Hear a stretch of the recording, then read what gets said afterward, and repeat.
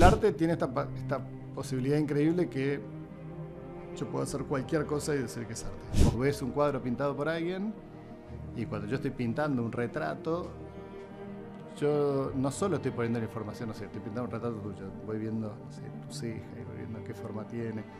Y mientras yo voy pensando cosas y las voy cargando también. El trazo está cargado de toda una subjetividad complejísima que cuando un ojo ve eso, ve toda mi subjetividad a través de mi trazo. Creo que la gente de las empresas es la que más tiene que entrar en ese lugar, no hacer algo que es lo que debe hacer, sino poner algo consciente y que esté bueno en el mundo, ¿no? Pero bueno, no me interesa el bien o mal.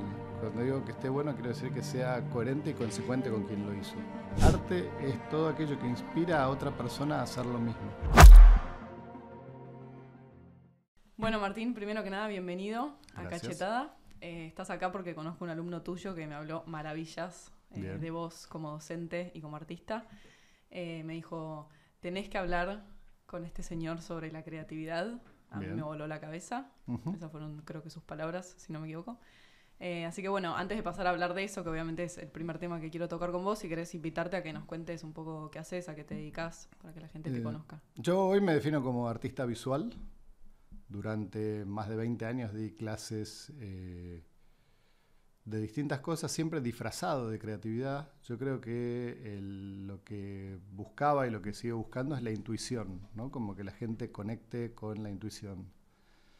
Yo hice un doctorado en su momento sobre olfato. El olfato es algo que es inaprensible para la ciencia, porque tiene una lógica distinta. Tiene una lógica, pensá, en este lugar hay varios olores juntos. Hay un fuerte olor a saumerio, hay, no sé, a ver qué más hay. Hay algo de madera, si empezás a oler hay un poquitito de perfumes, ¿no?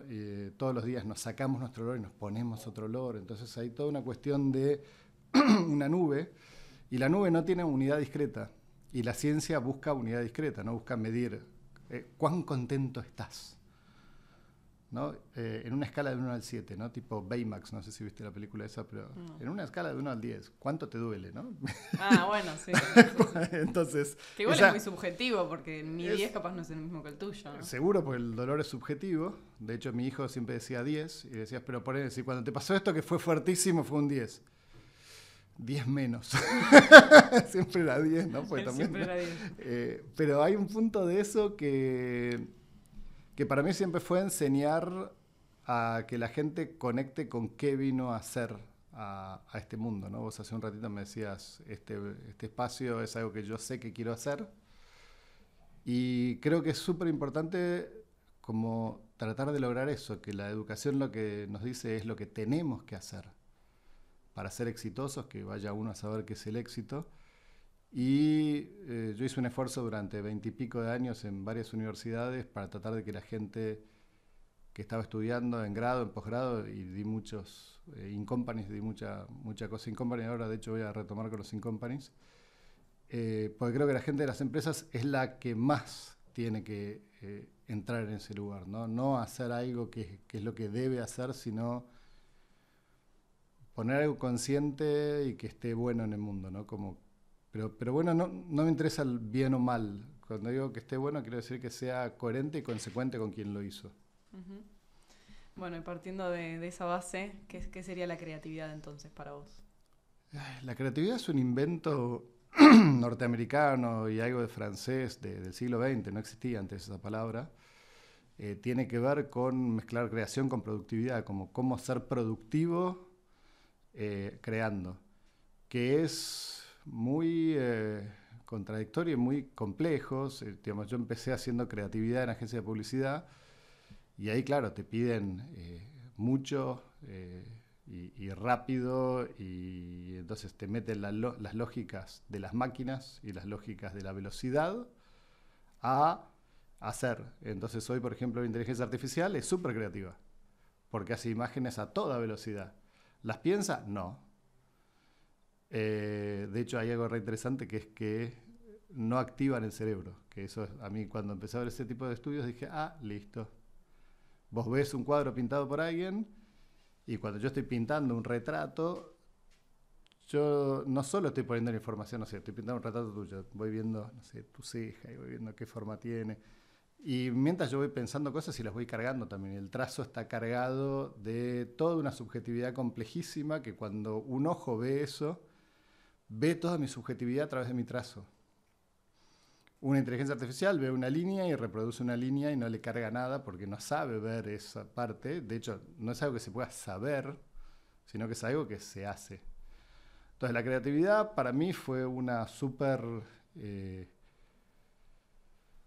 lugar que me habilitó. Yo estaba haciendo mi doctorado y conmigo cursaba la decana de la... Yo tenía 20 y pocos, y la decana de la UCA de publicidad cursaba y me dio una cátedra de creatividad y la mantuve durante 20 y pico de años. Y después hice muchas derivaciones, ¿no? Tenía un espacio llamado TECAT, que era un taller experimental de ciencia, arte y tecnología, donde los chicos trabajaban con las manos, que también es algo que la UCA tenía ingenierías, eso se daba para toda la UCA, para todas las carreras. Y los chicos ingenieros, vos les decías, hacé una maqueta y trabajaban con telgopor y el pasto lo hacían con hierba y escarbadientes porque el lenguaje tridimensional les había quedado escolar. Pues la última vez que habían hecho algo era eso y después le dijeron que eran malos, ¿no? Porque te dicen que sos malo dibujando, que sos malo haciendo con las manos. Y salvo muy contaditas excepciones, la gente no sabe hacer con las manos. La gente sabe hacer solo con la mente. Sí, pensá que ya a partir del primer grado no trabajas más con tus manos más que para agarrar una lapicera, casi. Bueno, yo actividades prácticas tuve hasta quinto año, pero era medio que si tenías un profesor que tenía onda, te iba más o menos bien, y si no te hacían hacer, no sé, axonométricas, te hacían hacer de vuelta imágenes mentales, construir imágenes desde lo mental, no desde lo poético. Sí, pero siempre como con una herramienta que traduce lo que estás haciendo, sí. No directamente con tus manos, tipo, no sé, con una arcilla o algo. Siento que ese acto, yo por lo menos después de jardín creo que no lo tuve.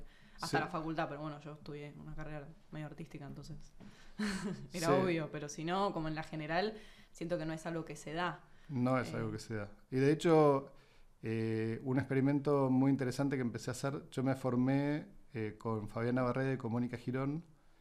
Y Mónica, que es una genia que adoro, nos hizo hacer una vez un trabajo con arcilla y fue increíble. De hecho, lo menciono y me acuerdo de la forma que tenía el trabajo que hice en el momento que lo hice y como el sentido que tuvo eso.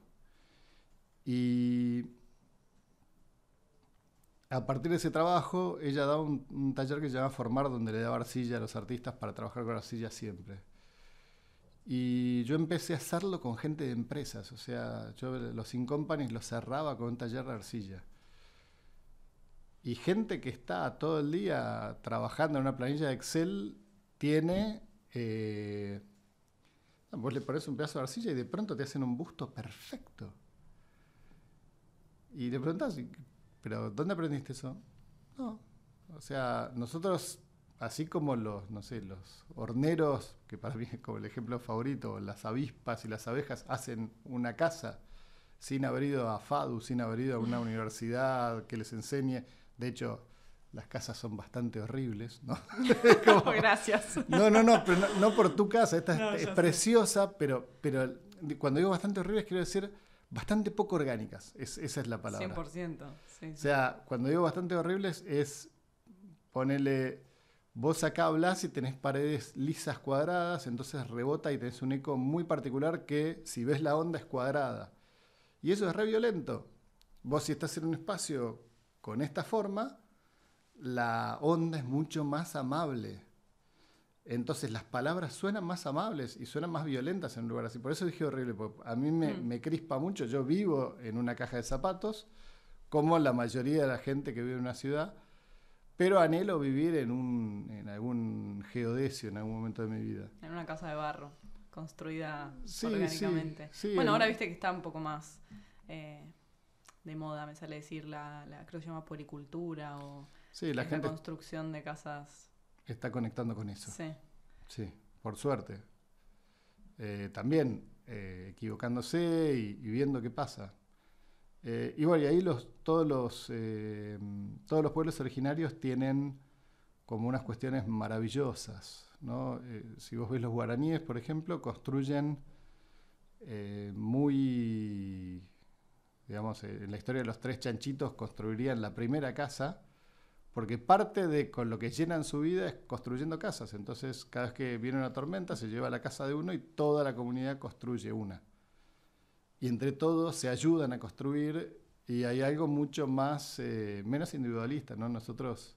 No, y también hay como una cierta energía propia que vos le aportás al lugar donde vas a vivir, que tiene tu impronta, ¿no? Que quizás cuando, no sé, te mudas a un edificio en una ciudad, es algo en el cual entras medio de, como, bueno, hola, ¿qué tal? Te tenés que presentar por poco con el departamento que está ahí. Sí.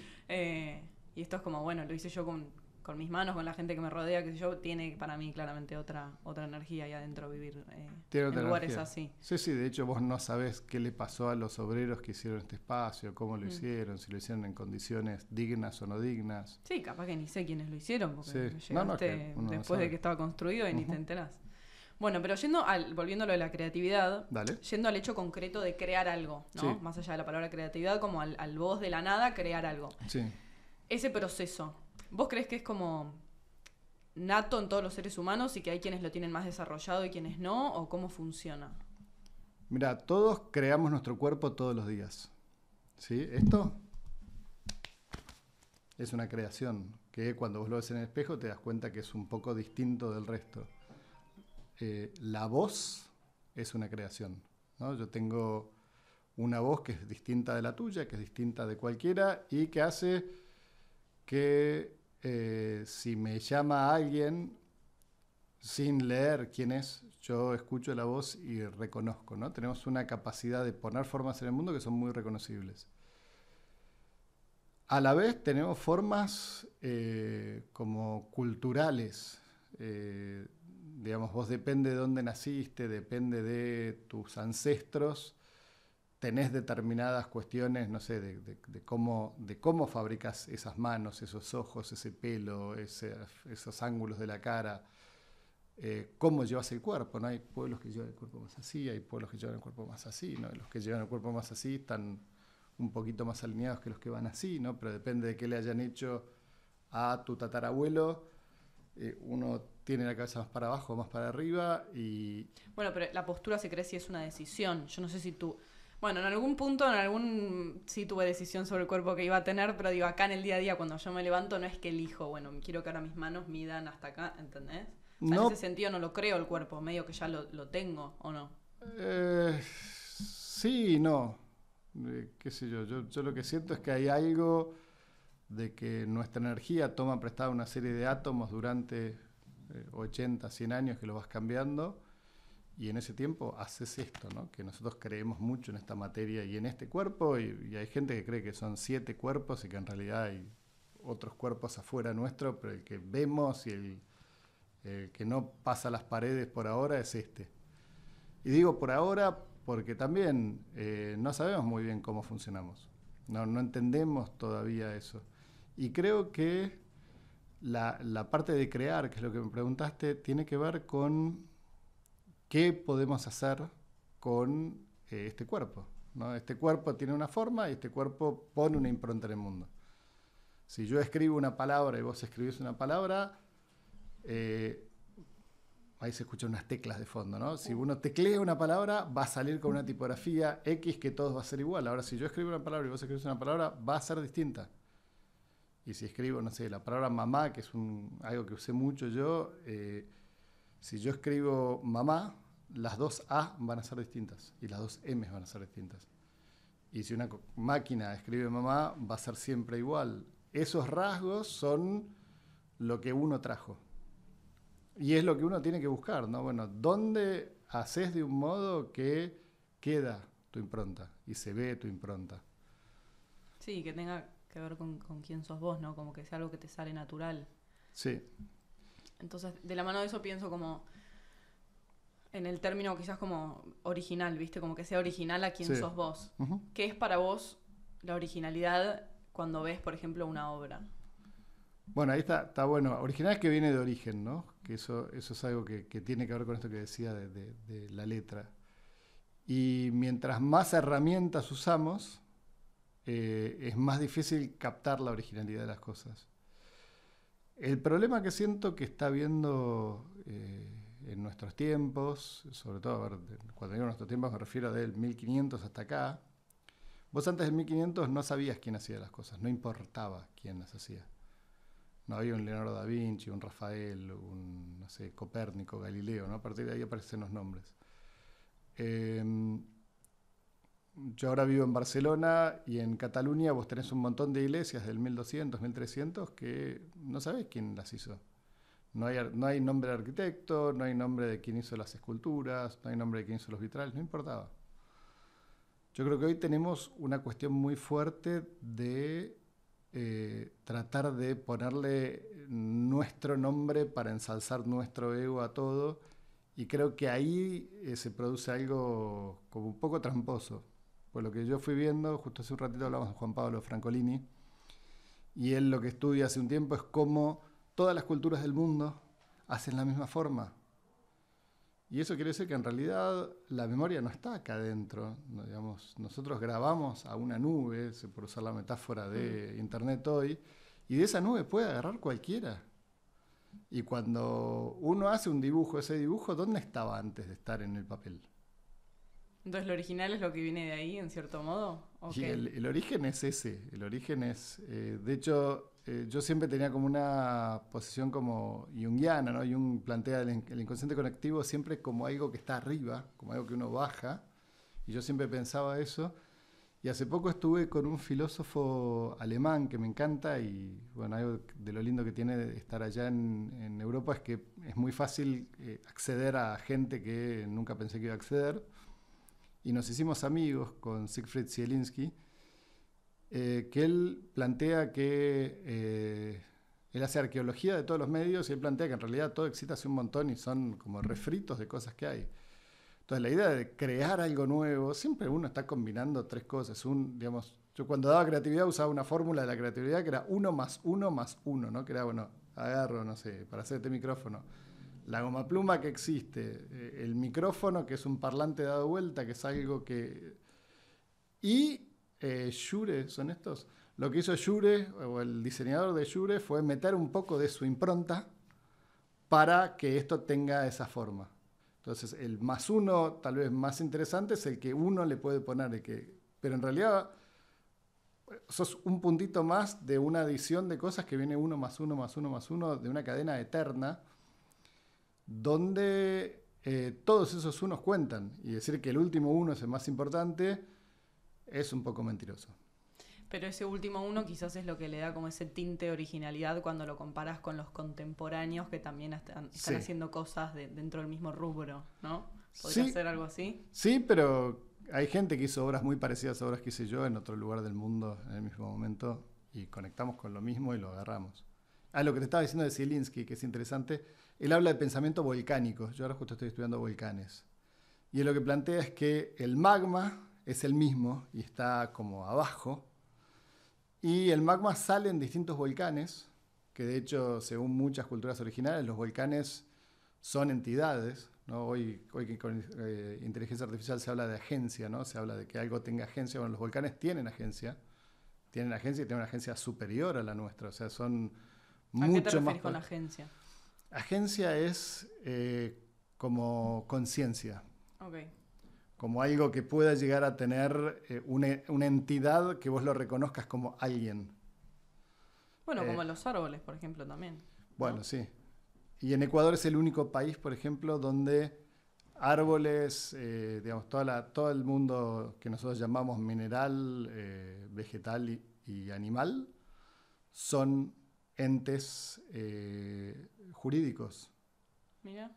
Es el único país del mundo que no le dan ni pelota a la ley, pero es interesante pensar que uno en realidad está sobre un ser vivo que es la Tierra, y tenemos el mundo patas para arriba, ¿no? Nosotros creemos que la Tierra es nuestra.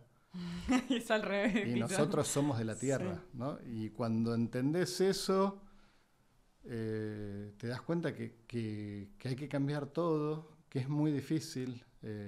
Yo me vivo juntando con gente que está en espacios de cambio e intentar hacer otra cosa, pero no cambio de Obama, ¿no? O de Macri, ¿no? Que los dos se apoderaron de la palabra cambio y no cambiaron nada. Si vos ves, la gestión de Obama fue muy similar a las gestiones anteriores, cambiaron un par de cositas. No, el cambio tampoco tiene que ir alineado directamente a la política. Creo que es algo como un concepto más profundo y general, incluso en términos de conciencia, ¿o no? También. Sí, pero es político. Y hay que cambiar políticamente. Porque justamente el tema de que un territorio es un país es político. Bueno, sí, las fronteras son una falacia del ser humano. Mirá si un árbol le va a decir al que está del otro lado de la frontera, vos sos distinto a mí. Son lo mismo, no se ponen a cuestionarse. A partir de esta línea vos sos una cosa y digo, este territorio es mío, este es tuyo. Obviamente, yo en eso 100% comparto.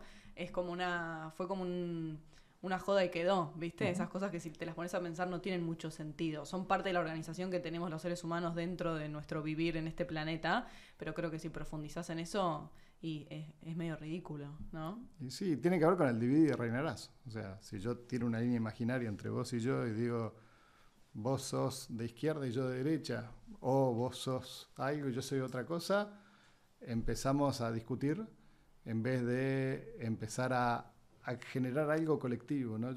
Esto de la creación, yo cada vez más creo que hablaba del cuerpo propio. Yo lo que siento es que somos todos celulitas del mismo cuerpo. Y nos estamos empezando tal vez a dar cuenta de eso. Hace poco leí algo que me encantó, que es que en este momento somos 8.000 millones de personas arriba del planeta vivas. Y se calcula que desde el Homo sapiens sapiens vivieron 80.000 millones. Es decir, que en este momento 10% de toda la humanidad en 30.000 años está viva al mismo tiempo. Eso lo podés tomar como es el apocalipsis y se viene el fin del mundo, o tal vez ya somos un dedo, ¿no? Y ya podemos empezar a formar algo juntos y nos podemos dar cuenta que no todos estamos acá para lo mismo, no todos estamos para hacer las mismas formas. Como que creo que la conciencia es colectiva. Y la conciencia colectiva, hay gente que está trabajando explícitamente para tratar de que la gente, en vez de estar ocupada formando parte de su propia conciencia y de su conciencia colectiva, esté ocupada en pagar cuentas y hacer cosas que no tienen ningún sentido. Y hay mucha gente que se dedica a eso, y también inconsciente, ¿no? Porque la mayoría de la gente que se dedica a eso no es consciente. La famosa Matrix, ¿no? Que están en las pelis y la frase que habla un poco de eso, ¿no? Del distraerte en el sistema. Pero bueno, volviendo al arte y a la conciencia que estás hablando, ¿vos por qué haces arte? ¿Crees que es una forma de conectar con eso? ¿De bajar esa información que hablábamos antes como que está en la nube? ¿O qué es lo que te mueve a vos a dedicarte a hacer arte? Yo hago arte porque es lo que me sale. Y además es la categoría más amplia que encontré. Yo empecé trabajando haciendo publicidad y a los 23, no sé, gané un montón de premios y cosas que teóricamente eran el éxito. Y dije, bueno, me quiero cambiar y quiero hacer otra cosa. Quería investigar en ese momento. Y me dijeron, no, pero vos ya sos redactor y director creativo, ya está, o sea, ya te quedaste ahí. Y como definir a los 18 años que vas a hacer toda tu vida es un poco siniestro, ¿no? De hecho, mi hijo tiene 18 en este momento y es difícil pensar qué va a terminar haciendo, digamos, cómo, porque uno va pasando por ciclos y uno en un momento necesitas algo y en otro momento necesitas otra cosa. Es así. Y además también es una búsqueda, ¿no? No es algo contundente que se decide un día y entonces, bueno, ¿es esto o no es nada? Creo que también hay como un proceso de ir explorando, ¿o no? Sí, el arte tiene esta posibilidad increíble que yo puedo hacer cualquier cosa y decir que es arte. Eso te iba a decir, como que es muy difícil definir, que eso te iba a preguntar también, como qué es el arte, ¿no? Porque es como muy amplio y creo que nadie sabe muy bien qué es y qué no. O incluso diferenciar entre, no sé, yo ahora hago un dibujo a mano alzada, ni de acá, con un crayón, y lo pongo al lado de una obra en el Malva, y bueno, yo no sé si lo mío es arte, pero en algún punto sí, porque en su esencia medio que el proceso es similar, ¿no? Y también lo hizo un ser humano igual que yo, entonces desde ese lugar sí, pero quizás en el criterio artístico como más formal, no es considerada una obra de arte, ¿no? ¿Cuál es para vos la...? Hay una definición que es la que más me gusta a mí, que se la escuché a una de mis maestras que se llama Fabiana Barreda, que lo que dice es que arte es todo aquello que inspira a otra persona a hacer lo mismo que estás haciendo. Eso me parece súper interesante. Yo de hecho hago arte porque fui a ver una muestra de Namjoon Paik, que es un coreano alucinante en el Guggenheim, y dije, si esto es arte, entonces yo soy artista. Y ahí empecé a hacer una búsqueda como más interior, que tiene como exteriorizaciones obras. Creo que hay algo que nuestra contemporaneidad tiene muy confundido, que es el lugar del trabajo, ¿no? El trabajo es interior. O sea, el trabajo que venimos a hacer es para adentro y es entender quién sos vos, quiénes fueron tus padres, quiénes fueron tus abuelos, quiénes fueron tus tatarabuelos, que es la tribuna que uno tiene viendo lo que uno está haciendo y haciendo resonar cuestiones que ellos no pudieron hacer resonar o resolviendo temas que ellos vinieron a resolver y no pudieron resolver. Y hay cosas que yo no voy a poder resolver, que tengo hijos que las van a resolver, o sus hijos las resolverán o no. Hay algo muy lindo de ver cuando analizás tu transgeneracional, me gusta decirle a mí, ¿viste? Por las distintas generaciones que te anteceden, que es como observar qué talentos fueron desarrollando esos que vinieron antes que vos, y cuando te pones a verte a vos mismo, te das cuenta de que quizás tienen que ver también con los que traes vos, ¿no? Porque vienen como quizás ya desarrollados en ese árbol genealógico. Y eso también me gusta, ¿no? Cuando empezás a observar esas cosas y te empezás a dar cuenta, tipo, che, o sea, es mío, pero también me antecede, ¿no? Como y por algo traje esto, como en mi haber, ¿no? ¿Qué voy a hacer con eso? Hay algo muy lindo de eso, que es estudiar mitología griega, ¿no? Nosotros somos griegos, nuestra cultura es griega. Y el dios primigenio es Caos. Caos es todo junto, todo el tiempo. De ahí nace Urano, que Urano tiene determinadas características de mucha conexión y muchas cuestiones que, digamos, se pueden leer desde la mitología griega hasta la astrología, porque los arquetipos son más o menos los mismos. Pero Urano es el cielo que contiene a Gea, que es la Tierra, ¿no? Entonces tenés un espacio contenedor en otro espacio contenedor y ese contenedor nos contiene a nosotros. De ahí en adelante todo lo que se va creando va teniendo elementos de ese caos que va bajando por líneas en una especie de árbol, ¿no? Yo siento que la vida es como una especie de arbolito donde uno está en una rama y sos parte, igual que, no sé, yo hace tiempo, hablando de genealogía, yo estoy visitando los lugares de donde es mi familia, ¿no? Y como todo argentino y como buen argentino tengo de todas partes. Somos un cocoliche hermoso. Sí, pero con muy poco sangre originaria en mi caso y en el caso de la mayoría, enorme mayoría que tiene poco mestizaje con lo que había acá. Fui a un lugar en Pontevedra donde un tatarabuelo mío se plantó hace 100 y pico de años unos eucaliptos que hoy son así, ¿no? Y abrazás ese árbol y decís, acá adentro hay un palito chiquitito que es el que puso mi tatarabuelo hace 100 y pico de años. Y el lugar es el mismo y la energía es más o menos la misma. Y eso canaliza energía de arriba y la baja, ¿no? O la sube, como que los árboles tienen esa posibilidad. Y uno cuando ve esos lugares, empezás a entender, bueno, qué hizo y qué quedó de lo que hizo. Yo vengo trabajando mucho con la forma octogonal, por ejemplo, y hay tenía una casa enorme y que se transformó en una universidad, pero la tiraron abajo a la casa porque no era funcional para la universidad. Y lo único que quedó de todo lo que construyó fue un mirador octogonal. Y para mí fue como, no puedo creer, yo trabajo con el octógono de toda la vida. Bueno, ahí está, viste, esas cosas que te das cuenta cuando empezás a observar para arriba, decís, no sé si se me ocurrió tanto de cero a mí, ¿no? Como que un poco ya venía, por lo menos en potencial. Es que es así, y hay una parte de esto de lo volcánico que de Zielinski que te empecé a decir y me olvidé de terminarlo, que es que los volcanes teóricamente toman todos magma del mismo lugar y en cada latitud y en cada lugar sale distinto. Y el volcán tiene algo, cuando lo ves, que tiene esta forma, ¿no? Esta forma es primigenia en todo. La A tiene esta forma, Los ángeles parten de acá. La idea de ángel, digamos, creas en lo que creas, estés en la cultura que estés, los ángeles existen, ¿no? Los ángeles están en todas las culturas, y ángel y ángulo es lo mismo, ¿no? Es como algo que vos tenés arriba que te conecta con algo, que hay una entidad que vos tenés que te cuida, que te acompaña, que es Sí, o con una versión línea, tuya en otra frecuencia también. que son también tus antepasados, y A de antepasados, ¿no? O sea, ancestors, A, ¿no? La A es el principio, es de donde parten las cosas. Y los volcanes tienen esta cuestión que es así, y la sombra es así, ¿no? Entonces, vos tenés, si tiene la típica nievecita, como el Lanín, por ejemplo, así que es la montaña que dibujamos arquetipo, es una A, ¿no? Y esa A con línea es un elemento, sin línea es otro elemento, y tenés los 4 elementos ahí, y de ahí sale la vida.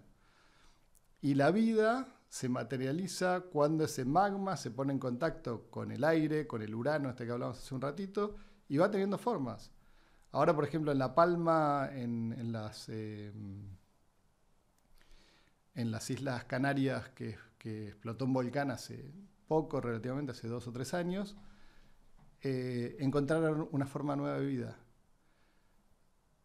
Y nosotros, digamos, tendemos a creer que en Darwin y la selección natural y bueno, todo vaya esto, uno a saber si eso es cierto, ¿no?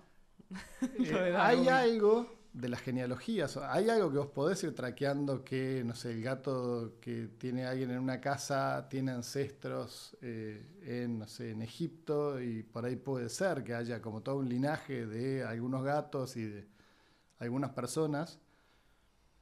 Pero una cosa que decía, hace un ratito hablamos del Taita Ulpu, que para mí fue alguien súper importante, y él lo que decía es, él estaba en contacto con la gente del zoológico de Buenos Aires que coleccionaban ADNs de especies en extinción. Y él le decía, no sé para qué las coleccionan.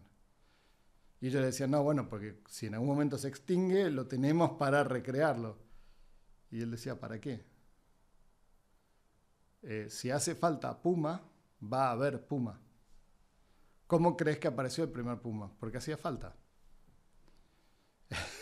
Bueno, ¿quién estuvo para presenciar esa aparición? No sé. Qué susto también, ¿no? Estar ahí que se te aparezca de la nada un puma. Pero pensé que a alguien se le apareció de esa forma, ¿no? Y hace un ratito hablamos de cómo construimos nuestro cuerpo. Y, digamos, y en el arte, ponele vos cuando construís arte, vamos a decir, ya que venimos en ese hilo. ¿Sentís que conectás más con un aspecto, vamos a decir, del hemisferio derecho del cerebro, como con la parte subconsciente, o con algo más mental y consciente de, bueno, no sé, tengo una idea, la exploro, esa parte quizás es más mental, más que una bajada de información sutil? ¿O son las dos? ¿Cómo funciona tu proceso? Y es un ida y vuelta. Para mí la parte intuitiva es todo, que hoy en día, digamos, como estas teorías de hemisferio izquierdo, derecho, sirven más para neurociencia. Claro, para intentar explicar cómo son las cosas, ¿no? Porque en realidad siempre digamos, el cerebro se va activando todo, y a medida que nos vamos metiendo vamos viendo que se prende. Hay cosas que lo encienden y hay cosas que no lo encienden. Yo creo que cuando uno hace arte, enciende mucho el cerebro para conectar con otra cosa, ¿no? Nosotros creemos que el conocimiento está acá, y yo cada vez más estoy convencido que el conocimiento está alrededor, y uno lo que hace es poder conectar con eso y tomar algo de eso y ponerlo en el mundo. Y entrar en un mundo que es el mundo de cuando soñamos, o cuando meditas, o cuando estás muy concentrado, que podés acceder a campos de conocimiento diversos que los campos de conocimiento que uno entra en vigilia, ¿no? Bueno, el famoso, recién hablabas de Jung, el famoso libro rojo de Jung, ¿no? Que habla de eso, de todo lo que trae de ese campo, vamos a decir, de conciencia. Pero entonces, si lo llevo como a un proceso artístico, ¿no? Sí. De hacer obra, es un poco eso, es como esa bajada de información, si querés, más sutil, y después en el hacer, digamos, en el proceso concreto de llevarlo adelante y materializarlo en algo, ahí sí que, si querés, sí entra más la parte mental. Y la parte mental tiene que entrar para sobre todo, para convencer a otros de que eso es interesante y que eso hay que hacerlo. Lo que pasa es que, no sé, yo siempre tiendo a pensar que el mundo no está listo para la genialidad de la mayoría de la gente, ¿no? La mayoría de la gente piensa ideas brillantes y en ese momento no es el momento de hacer eso. Y sobre todo, y cada vez lo veo más, uno lo que tiene que hacer es activar una red de gente que te ayude a hacer algo. La fantasía de... Hace poco vi una película de Wim Wenders que me encanta, el director, sobre Anselm Kiefer, que me encanta como artista. Y Anselm Kiefer hace unas obras enormes, pero enormes a un nivel muy grande, unas torres de, no sé, 20 metros de alto, unos cuadros que tienen 20 por 4, ¿no? Unas cosas así. Y te lo muestran a él solo subido a uno de estos, ¿viste? Pintando. Y por ahí te ponen hasta un asistente y no te ponen ni el nombre. Y ese tipo trabaja con 70 u 80 personas por lo menos. Es un tipo que tiene 80 años, con lo cual el cuerpo no le da ni para pintar 10 centímetros de eso, ¿no? Porque uno cuando, pues no sé, para pintar algo de este tamaño, tenés que volcarte a 1 metro y pico por 1 metro. Y tenés que sacar toda tu energía y ponerla ahí. Es mucho. Si es más grande, no te da el cuerpo. No te da el cuerpo físicamente. Y se construye esta noción de genio, ¿no? De decir, no, hay uno que es un genio. Y en realidad lo que hace ese uno es activar una red de gente para que eso suceda. Yo, por ejemplo, en este momento estoy haciendo un proyecto que empezó en el 2004.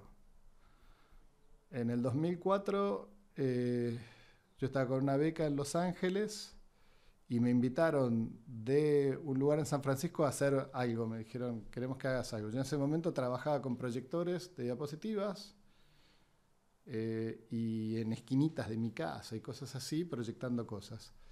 Y me dijeron, queremos que hagamos algo de esto en la pared de afuera del edificio que tenía 20 metros de alto. Y digo, mirá, para eso hace falta un proyector que vale 300 lucas. Tenemos uno al depósito, ¿no? Los yanquis. Uno al depósito sin usar. Sí, sí. Entonces el presupuesto fue solamente una lamparita y digo, ¿qué proyecto con esto?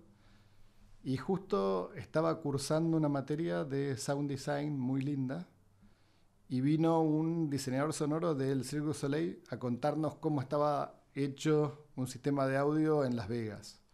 Y dije, yo tengo que ir a escuchar eso, pero en 256 canales era espectacular. Y nos fuimos con Lau, con mi mujer, y no me acuerdo con quién más, pero fuimos con algún hermano de Lau o algún primo de Lau que estaba por ahí, a Las Vegas. Y lo que más me sorprendió de Las Vegas fue el primer lugar donde vi muchas pantallas juntas, más que en Times Square, y te iluminaban la calle, no vos ibas manejando y no podías por el brillo de las pantallas.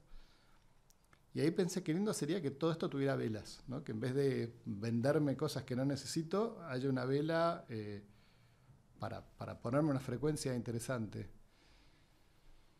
Y les dije a los de San Francisco que quería poner una vela y me dijeron que sí. Y pusieron una vela que se derretía todos los días y el 31 de diciembre entraba una mano y ponía una vela nueva y hizo una proyección. Pero yo me quedé con la idea de Las Vegas y se hizo lo de las velas en varias ciudades, pero siempre con una sola pantalla y en un museo. Después en el 2013 conseguí que la ciudad de Buenos Aires me preste la pantalla que está al lado del Colón y hicimos lo de la vela. ¿Cuál es el mensaje de la vela para vos? Si lo tuvieras como que... Imagino que debe ser muy profundo y tiene que ver con toda esta historia que venís contando de tu viaje a Las Vegas y demás, pero si tuvieras que resumirlo, como qué es lo que querés transmitir a alguien que pasa por ahí y ve la vela proyectada. ¿Qué es lo que te transmite a vos? Que haga yo mi propia interpretación. ¿Pero qué te transmite? Decime, vos ves una ¿Me estás preguntando? Sí, te estoy preguntando. Y a mí, dos cosas en simultáneo. Por un lado, como el fuego en su esencia de, de esa cosa como llamativa, la llama del fuego, ¿no? Como eso que prende, que despierta algo, que está ahí sostenido, como emergiendo energía, luz. Eso por un lado. Y después por otro lado, la idea de la vela creo que me despierta como algo que perdura en el tiempo también, como algo, cierta referencia como al proceso, ¿no? Vos no podés apurar el proceso de que una vela se consuma, es algo que tiene su tiempo. No hay forma de que lo apures. Y es parte de la belleza que tiene la vela, es ese proceso de cómo se va consumiendo y la forma que queda cuando se derrite. Como eso, ¿no? Como esas dos cosas en simultáneo. Creo que me transmite. Es eso y es lo que se le ocurre a cada persona. Es un objeto que se viene usando hace mucho tiempo como simbolismo de vida en alguna parte. El primer nombre que tuvo la obra fue Hope, después se llamó Paz, después se llamó Ensayos para vivir en paz y ahora se llama Ensayos para la paz. La idea de ensayo es algo que estoy usando hace mucho tiempo porque me interesa que las obras no sean definitivas, sino que es un intento de algo. Creo que le saca un poco de soberbia decir que es un ensayo, ¿no? Decir que es una prueba, que puede fallar, que no sé qué va a pasar. Y en la pandemia pasó que de pronto pues, yo le pedía las pantallas a la gente que las vende, y de hecho yo vengo de la publicidad, con lo cual sé que eso tiene un costo por contacto y no sé qué. Y me decían, esto sale un huevo, no te voy a dar todas las pantallas alrededor del obelisco. ¿Por qué no? Porque es muy caro. Y es muy caro todo junto encima. Y en la pandemia dije, no hay nadie en la calle. Es el momento. Es ahora o nunca. Entonces hablé con Enrique Abogadro, que había sido estudiante mío y era ministro de Cultura, y él me dijo de hablar con Clara Mucio, que es ahora la vicejefa de gobierno, que en ese momento era la jefa de la ministra de Espacio Público, que son los que habilitan estas pantallas a funcionar. Y logramos conseguir 17 empresas juntas durante 5 noches que donen 5 minutos de su espacio para poner velas. Y fue increíble a todo nivel, porque también teníamos apoyo de la ciudad y conseguimos el apoyo del Museo Nacional de Bellas Artes, que es Nación. Entonces estaban Nación y Ciudad, que estaban peleados, ¿no? Porque siempre hay línea. Bueno, volvemos a la idea de lo colectivo en términos de crear algo que hablamos al principio en relación a el hogar, la casa de barro originaria, con después lo que es crear una obra majestuosa que implica que muchas personas trabajen en eso, y si querés llevado también a esto, ¿no? Como bueno, que distintas organizaciones, entidades, personas, grupos se pongan de acuerdo para como un mismo fin. Esa idea me gusta. Y siento que en el arte también hay algo como de... Esto quizás es muy personal, pero siento que no distingue de dónde vengas, ¿no? Esa interpretación que vos haces. Como que hay mucha libertad, eso que vos me decís, bueno, ¿qué querés transmitir con la vela? Vos me decís, bueno, lo que vos quieras, ¿no? Y probablemente mi interpretación sea completamente distinta a la de cualquiera de los chicos que están acá. Y eso me parece muy lindo, y lo ligo también como vos que sos docente, ¿cómo haces para enseñarle a alguien a conectar con esa parte quizás más sutil suya para poder traer algo y materializarlo sin condicionarlo en, bueno, yo te estoy formateando a hacer lo que yo pienso que tenés que hacer, ¿no? Como mantener esa libertad. ¿Cómo haces para acompañar esos procesos? Y hay una palabra que hoy está un poco arruinada, siento, que es libertad, ¿no? Yo creo que es como tratar de buscar cuál es el lugar de cada uno.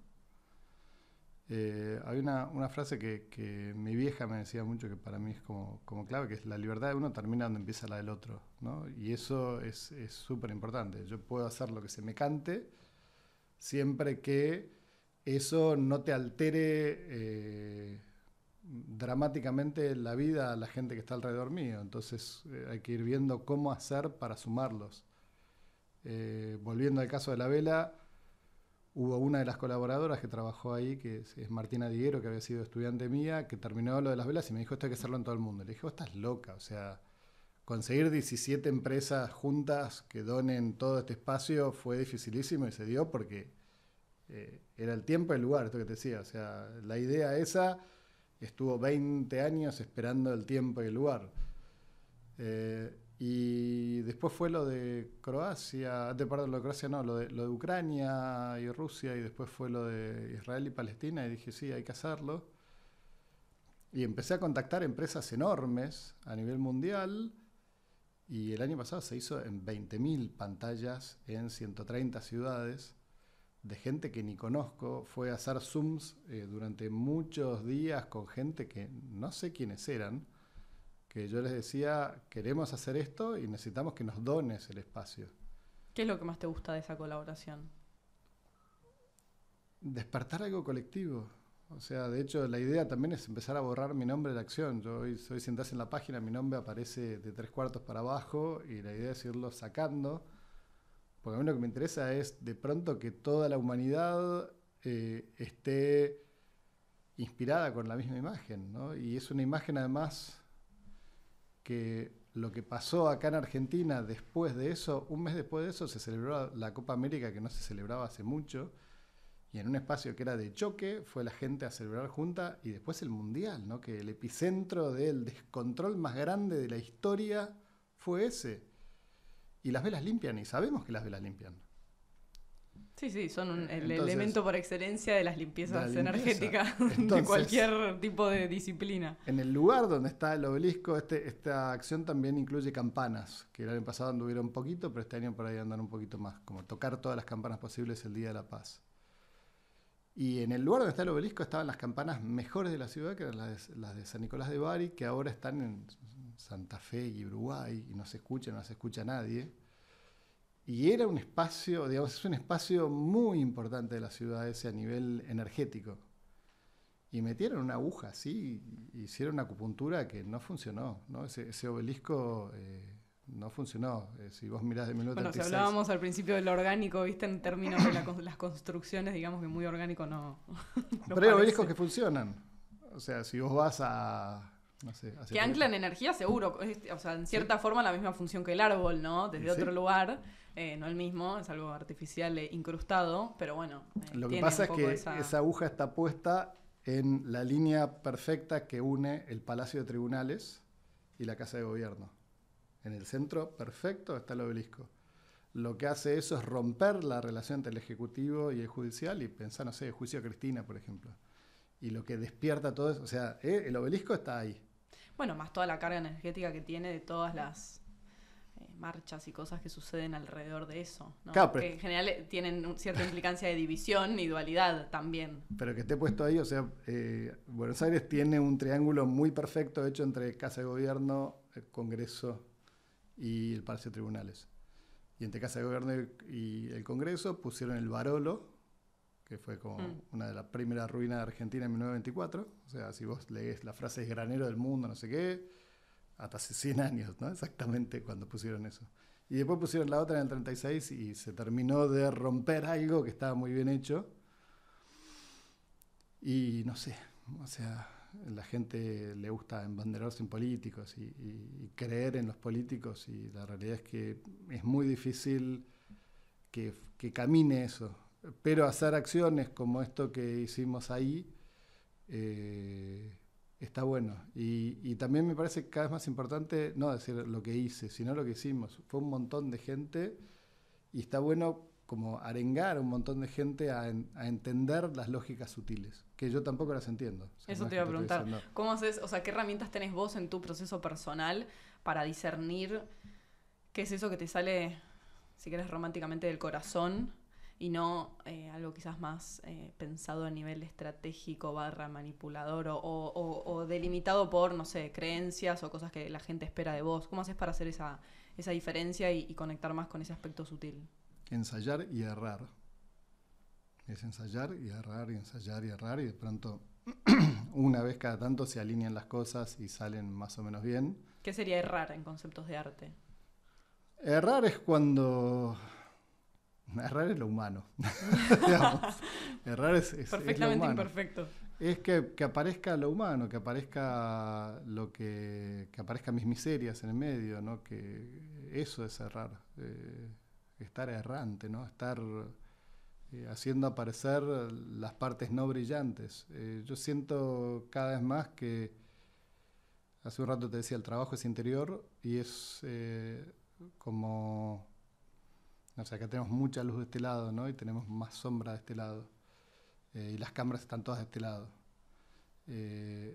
Errar tiene que ver con poner una cámara de este lado y mostrar un poquito de la sombra y explorar un poquito la sombra. No solamente mostrar el lado luminoso, instagrameable de la vida, sino también ver un poquito dónde está el dolor, dónde está como la falta de amor, la sensación... que yo tengo después de trabajar mucho con mucha gente es que como el mal no existe, no hay gente que sea mala. Hay gente que no recibió amor o que transgeneracionalmente tiene una herida y cree que la violencia es la forma de equiparar, ¿no? de poner las cosas como de hacer justicia, ¿no? Como de esta lastimadura que tengo, si yo voy y me vengo, entonces lo voy a solucionar. Está reprobado, que no sirve para nada, porque si vos te vengás, después lastimás al otro y el otro va a venir a hacer lo mismo. La famosa rueda de víctima-victimario, uno convertido en el otro simultáneamente todo el tiempo. Sí, coincido. Igual también hay algo ahí que, más allá que lo pusimos quizás ante la palabra error, ¿no? Esa parte, como decías vos, tipo la parte oscura, la que no se ve, las miserias y lo que me hace humano. Por lo menos a mí, Juana, en lo personal, esa parte es la que más me llama la atención, porque justamente siento que es lo que te hace humano y es lo que a mí por lo menos me genera como fascinación de observar en un otro, ¿no? Uh-huh. Es como, bueno, sí, muy lindo todo esto, me encanta. Y esta es la parte que me interesa, como la parte rota, la descosida, la desalineada. Uh-huh. Entonces, desde esa perspectiva te diría que hasta no sé si sería un error, ¿no? Sería quizás más como... No sé qué palabra ponerle, pero siento que error capaz lo tenemos muy asociado a mal, ¿no? Como algo que salió mal. Sí, y yo creo que dentro de... Digamos, mencioné un par de veces la inteligencia artificial, que yo creo que es un tema no menor en este momento. O sea, hay mucha gente muriéndose de hambre y se le está dedicando toda la inversión del mundo a las inteligencias artificiales, que es una ridiculez, ¿no? Es ridículo lo que están consumiendo energéticamente estas entidades que quieren fabricar. Es muy nocivo para el resto del mundo, ¿no? Hoy promptear una Gemini para preguntarle una pavada le sale muy caro al mundo energéticamente, en carbono, y nadie habla de eso, y de hecho ellos no dicen cuánto está consumiendo un prompt. Bueno, viste que creo que lo leí en Twitter, pero o sea, mi fuente es dudosa, pero dice que si decís por favor o gracias, el mensaje que siempre te responde a eso sale tanta plata, como que mejor ni le digas por favor o gracias porque sale más caro incluso que lo hagas que no. Sí, para mí hay algo peligroso de las inteligencias artificiales que es que son... El nombre es muy tramposo porque la inteligencia teóricamente es lo que distingue al humano del resto de las cosas. Entonces no son inteligencias, son otra cosa. Pero son redes neuronales y están pensadas como hoy entendemos que funciona nuestro cerebro. Digo, como hoy entendemos, pues mañana por ahí entendemos otra cosa. Como redes neuronales están reemplazando redes neuronales propias, ¿no? Hoy un pibe que hace un resumen con inteligencia artificial y se acostumbra a eso, no va a poder hacer un resumen en el futuro porque delegó eso. Sí, igual yo ahí, o sea, más allá de que sí estoy en la misma línea que vos en cuanto a que ahora es el foco del mundo y se está corriendo quizás otras cosas también necesarias en pos de, bueno, este es el futuro, vamos a poner todo ahí. Creo que hay que encontrar un equilibrio, ¿no? Y no olvidarnos lo que ya estaba antes de avanzar con otra cosa. Yo por lo menos pienso que la inteligencia artificial puede acompañarnos a nosotros en lo que nosotros queramos. Entonces quizás el poder o la responsabilidad está en cómo nosotros hagamos diálogo con eso, ¿no? Más allá de lo que eso puede hacer en sí. Entonces, creo que volviendo a lo que hablábamos antes, como a mí por lo menos me parece que lo importante siempre es como el ser humano, ¿no? En esta experiencia de venir a la Tierra, y creo que ahí está el foco en todo, en lo lumínico y también en lo, si querés, que está en la sombra, ¿no? Que en este caso sería, bueno, de qué uso le vas a dar a esa herramienta nueva, herramienta o como quieras llamarle, puede hasta ser un ser, como vos decís, ¿no? Aparte, ¿qué diálogo vas a tener con eso? ¿Desde qué lugar? ¿Con qué intención? Y creo que tiene más que ver con eso, pero bueno. Pero el fracaso de esa forma es el error. Es el fracaso, ¿no? Digamos, lo binario de todo el sistema computacional como lo pensamos hoy, hasta que eso salte a lo cuántico y ahí no sé qué pasará. Tuvimos acá un episodio que hablamos de computación cuántica, que saltaron de lo binario a los qubits, viste, claro, que es uno y otro y todo al mismo tiempo, así que bueno, es un camino, creo, pero eso complejo. Eso es lindo, sí. Porque, digamos, o sea, mientras sea binario es error o no error. Y lo que digamos, el entrenamiento de una inteligencia artificial es si está bien o si está mal lo que hizo. Y lo que hacemos nosotros está bien y mal todo el tiempo. O sea, no hay una u otra. Y el tema del qubit es lindo ahí. En el CERN, ahí en Suiza, que está el acelerador de partículas, esta máquina de Dios, como la llaman, sí. Y todo esto. Básicamente es una cámara de fotos enorme que le saca fotos a algo microscópico, que es las partículas subatómicas, ¿no? O sea, estamos metidos ahí adentro. Y cuando uno mira el espacio, estás viendo el pasado, ¿no? Todos los telescopios nuevos que tenemos, el Hubble, el Webb, el que pusieron ahora en Chile, que es no sé si vieron imágenes de eso, pero es increíble, ¿no? Son unas imágenes que también uno dice, yo soy artista y no voy a hacer nunca imágenes así. O sea, hace imágenes verdaderamente muy poderosas y muy poéticas. Hace poquito apareció un signo de interrogación en una parte del espacio, ¿no? Y como, ¿qué es eso? El símbolo que nosotros tenemos para pregunta apareció en una imagen. Bueno, pero no nos olvidemos que la inteligencia artificial es una creación del ser humano en algún punto. Entonces también, ¿no? Sí. Incluso hasta en la metáfora de cuando un hijo supera, entre mil comillas, un padre. Hay algo lindo en eso. No lo quiero llevar linealmente a la inteligencia artificial, sino más a nivel simbólico, ¿no? Sí. Como no olvidarnos que también es algo que creamos nosotros. Entonces, quizás esa disputa. Pero bueno, para ir cerrando, porque ya se me acaba el tiempo, quiero preguntarte ¿qué es lo que más te ha gustado de ser artista? Lo que más me gusta de definirme como artista es hacer lo que quiero todos los días, que creo que es un lujo y un privilegio que tenemos muy poquitas personas hoy. Yo me despierto y hago lo que quiero. Que eso es por ser artista y por un montón más de privilegios recibidos, ¿no? De cuestiones recibidas y de cómo se formando mi vida. Pero creo que ser artista me permite hoy estar en mi casa acompañando a hijos adolescentes, por ejemplo, que es un lujo que no se puede dar mucha gente. Y creo que para los chicos está bueno. Yo tuve un padre que trabajaba 5.000 horas por día y yo trabajo 5.000 horas por día, pero estoy. Y ser artista me permite estar muchas veces. Si estuviera subido, yo tengo muy identificado el 2011 como un año donde nació mi segundo hijo, nuestro segundo hijo, y yo venía subido a un tren, ¿no? Y empecé a entrar en lo que es el éxito en el arte. Y salí muchas veces en el diario y me hicieron, o sea, como estaba muy inflado y estaba en Brasil y de pronto estaba en Brasil en la muestra tal vez que más gente había ido con una obra espectacular y me habían pagado muy bien y estaba todo bárbaro y estaba solo. Y decidí, no, yo puedo seguir haciendo esto pero guardado, más guardado. Creo que el arte a mí me permitió eso, digamos como la etiqueta de arte, porque en realidad... No eso sé. Que engloba todo lo que sos. Sí, yo te la digo, mejor palabra que engloba todo lo que soy. Es que sí. Está muy bien. Es que hay algo de eso. Yo ahora estoy haciendo mucha revisión histórica, este año cumplo 50 y estoy haciendo como ordenando todos mis archivos. 50. Sí. Exacto. Sí, bueno, pero son 50, ¿no? Y son 25 haciendo arte. Y me di cuenta, qué sé yo, no sé, yo entrevisto gente también. Y tengo hechas más de 100 entrevistas, editadas, publicadas.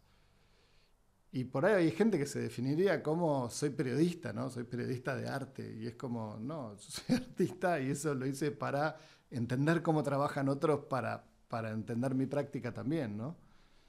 Y lo que me preguntabas, ¿qué es lo que más me gusta? Es eso, es poder hacer... poder tener el privilegio de hacer lo que quiero todos los días, que es un montón.